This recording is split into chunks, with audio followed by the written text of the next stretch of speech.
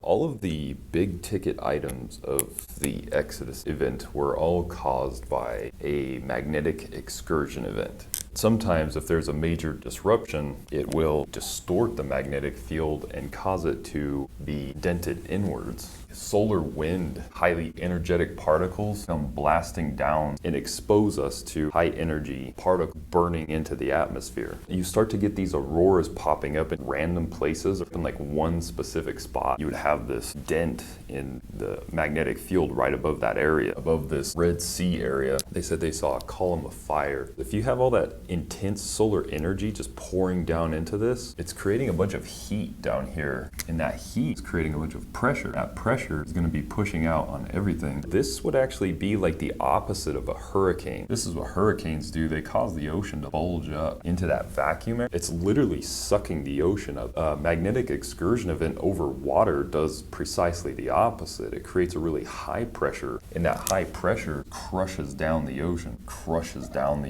It would be like a massive bowl shape. And then you have a bunch of really powerful wind coming out, dragging the water out even harder, pulling the bowl down even lower. Between the pressure and the wind, you could crush the ocean down. Looking at about a 5-story deep depression in the ocean. The ocean would be just sort of like pressed out in a giant bowl shape.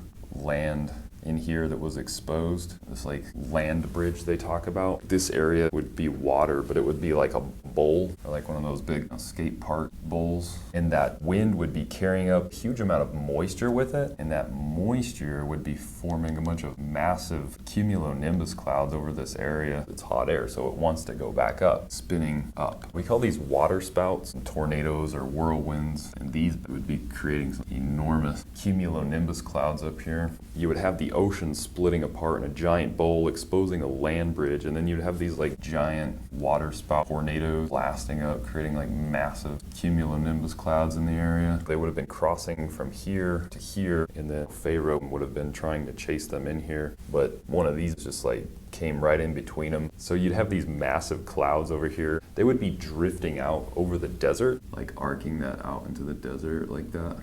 This would be providing them an enormous amount of shade.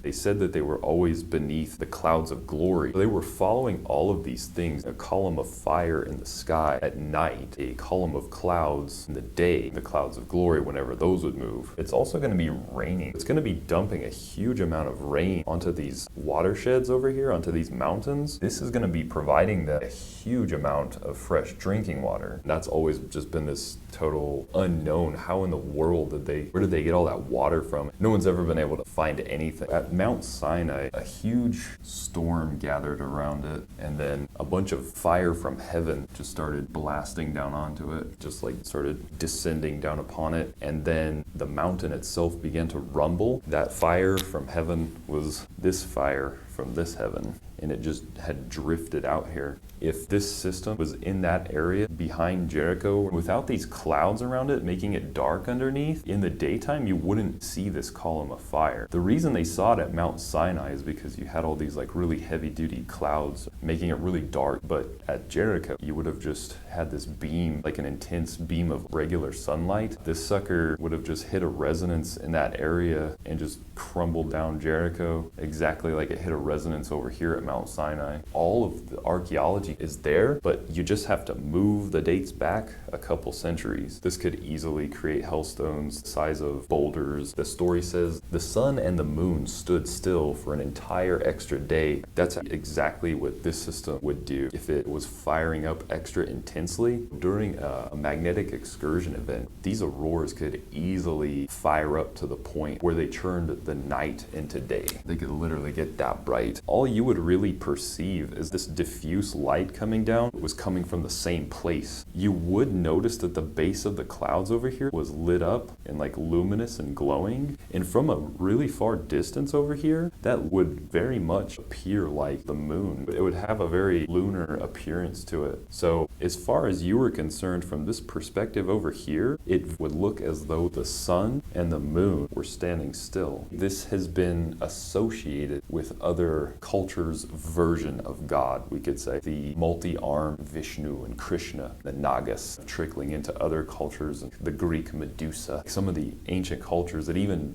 drew this on cave walls. You might also recognize this. This is the menorah. God told Moses how to make it. He kept having to correct him to do it over and over. It was very important that it be done right. One might imagine why that would be the case when you realize that the menorah is an exact scientific diagram of the natural phenomena that caused that entire event.